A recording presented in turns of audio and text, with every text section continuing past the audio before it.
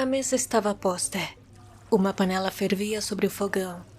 Uma peça de roupa havia sido deixada na máquina de costura, como se o costureiro a tivesse deixado ali para voltar em seguida. Tudo estava em calma em alto mar, mas nenhuma alma foi encontrada a bordo. Não havia sinal algum de violência no convés. Mas então, para onde teria ido toda a tripulação?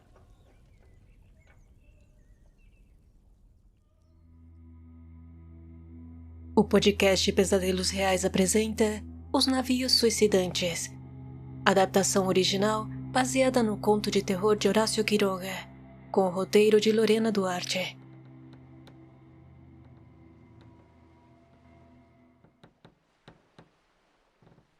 O vento marinho assopra calmamente. No convés, um pequeno grupo de pessoas se reúnem iluminadas por lamparinas para ouvir com atenção os fascinantes relatos do capitão do navio. Existem poucas coisas mais terríveis do que encontrar um navio abandonado. Se durante o dia é um perigo menor, à noite o navio não se vê. E sem aviso nenhum, uma colisão poderia ser fatal para outras embarcações. Esses navios abandonados, por um motivo ou por outro, navegam teimosamente a favor das correntes ou do vento, se suas velas estão abertas. Eles recorrem assim os mares, mudando caprichosamente de rumo. Muitos navios a vapor que um dia não conseguiram chegar ao porto tropeçaram em seu caminho com um desses navios silenciosos, que navegam por conta própria.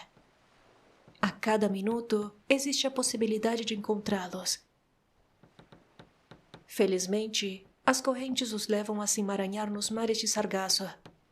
Os navios param por fim, aqui e ali, imóveis para sempre em meio a um deserto de algas, até que pouco a pouco vão se deteriorando. Mas são substituídos por outros que chegam a cada dia, ocupando seu lugar em silêncio. E assim, o tranquilo e sombrio porto sempre está frequentado. Os principais motivos para esses navios ficarem abandonados são, sem dúvida, as tempestades e os incêndios, que deixam à deriva esses escuros esqueletos errantes.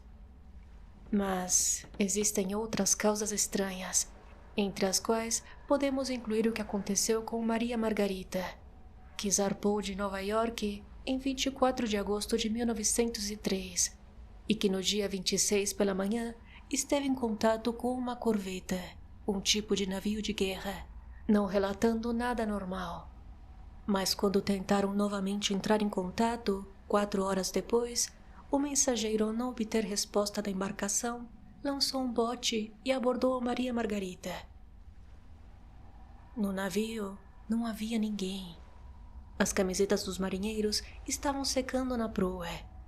O fogão ainda estava encendido.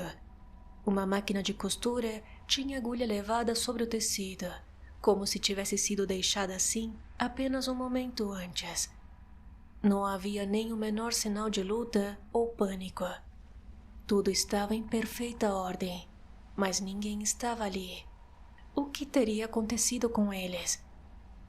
A noite que fiquei sabendo disso, estávamos reunidos na ponte em direção à Europa, e o capitão estava nos contando sua história marinha, que, aliás, era a mais pura verdade. A audiência feminina, vencida pela sugestão produzida pelas ondas sussurrantes, ouviam com temor. As garotas nervosas prestavam inquieta atenção à rouca voz dos marinheiros na proa. Entre elas, uma jovem recém-casada se atreveu a dizer: "Não seriam as águias?" "Como disse, senhora? Águias capazes de levar toda uma tripulação?" Naquele momento, a tensão foi quebrada. O grupo inteiro riu, até mesmo a jovem, que ficou um pouco sem graça. Mas, felizmente, havia um passageiro entre eles que sabia algo mais. Todos olhamos para ele com curiosidade. Ele tinha sido um excelente companheiro de viagem. Ele era muito observador e falava pouco. Então a garota das águias se adiantou a dizer: "Ah, se ao menos o senhor nos contasse." "Sem problemas." Como bem ouviram o capitão, Nos mares do norte, assim como Maria Margarita, encontramos certa vez um barco à vela, assim como o nosso, que também era à vela. Ele navegava em nossa direção e estava bem do nosso lado. A singular aparência de abandono chamou nossa atenção e diminuímos a marcha para observá-lo. Por fim lançamos um bote e não encontramos ninguém a bordo, mas estava em perfeita ordem. A última anotação do diário de bordo datava de 4 dias antes, de modo que não ficamos muito impressionados. Inclusive chegamos a rir um pouco dos famosos desaparecimentos súbitos no mar. 8 de nossos homens ficaram a bordo para assumir o controle do novo barco. A ideia era viajar em conserva, porém à noite a embarcação se afastou um pouco do nosso barco. No dia seguinte conseguimos alcançá-lo, mas não vimos ninguém na ponte de comando. Lançamos novamente o bote e os homens que foram procuraram pelo barco em vão. Todos haviam desaparecido, nenhum objeto fora do seu lugar.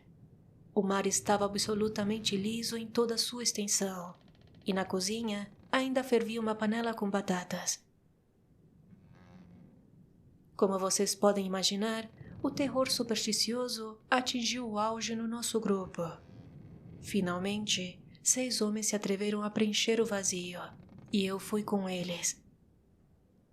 Quando já estávamos a bordo, meus novos companheiros decidiram começar a beber para dissipar toda a preocupação. Estavam sentados em círculo, assim como estamos agora, e a essa altura a maioria já cantava. Chegou o meio-dia e passou a siesta. Às 4 horas, a brisa cessou e as velas caíram. O marinheiro se aproximou da borda e olhou para o mar oleoso. Todos haviam se levantado e ficaram andando de um lado para o outro, já sem vontade de falar. Um deles sentou-se num cabo enrolado e tirou a camisa para remendá-la. Costurou durante algum tempo em silêncio. De repente, ele se levantou e soltou um longo assobio. Seus companheiros se viraram. Ele os olhou vagamente, também surpreso, e se sentou de novo. Um momento depois, ele deixou a camisa no rolo, foi até a borda e pulou na água. Ao ouvirem o barulho, alguns viraram a cabeça e franziram o senho. Mas em seguida, eles pareceram se esquecer do incidente e voltaram para seu estado de apatia compartilhada. Algum tempo depois, outro se espreguiçou, esfregou os olhos enquanto caminhava e se jogou na água. Passou meia hora, o sol já estava se pondo e senti de repente que alguém tocou o meu ombro. Ele me perguntou que hora era e eu respondi que eram as 5. O velho marinheiro olhou para mim desconfiado, com as mãos nos bolsos. Ele olhou distraído por algum tempo em direção às minhas calças e, por fim, se jogou na água. Os 3 que restaram se aproximaram rapidamente e observaram o redemoinho.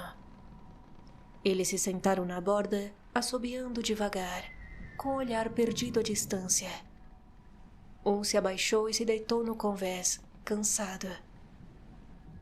Os outros desapareceram um após o outro. Às 6, o último de todos se levantou, arrumou suas roupas, afastou o cabelo da testa, caminhou ainda com sono e se jogou na água. Então, fiquei sozinho, olhando como um idiota para um mar deserto. Todos, sem saber o que faziam, se atiraram ao mar, envoltos em um sonambulismo moroso que flutuava no navio.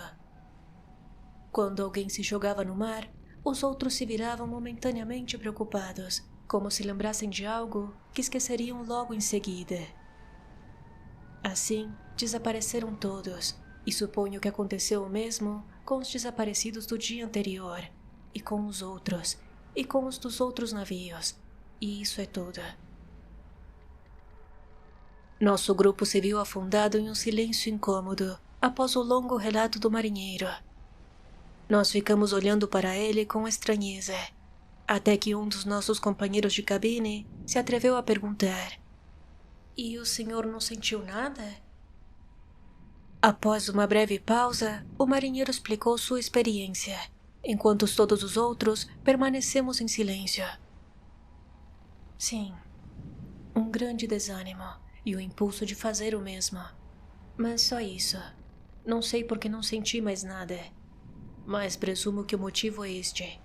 Em vez de ficar esgotado tentando angustiosamente lutar contra o que eu sentia, como talvez os outros o fizeram sem perceber, eu simplesmente aceitei aquela morte hipnótica, como se já tivesse anulado a minha vontade.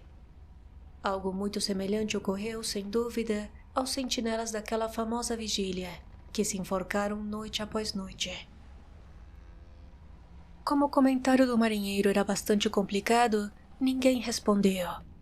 Então, pouco depois, ele se levantou e se retirou para sua cabine. O capitão seguiu o homem com o olhar enquanto ele se afastava e murmurou: "Farsante." Um passageiro doente, que ia morrer em sua terra natal, falou por fim: "Pelo contrário, se ele fosse um farsante, não teria parado de pensar nisso e teria também se jogado na água."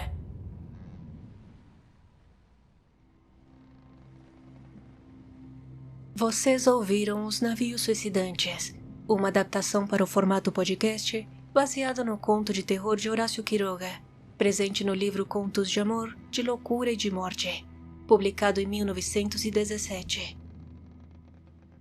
Nesses meses em que estive fora do ar, mergulhei no estudo da escrita e da criação de roteiros para criar uma experiência mais imersiva no podcast. Mais do que apenas um novo episódio, é um estudo onde estou tentando aplicar um pouco do que aprendi. Espero que tenham gostado. Muito obrigada por ouvir até aqui e até o próximo episódio.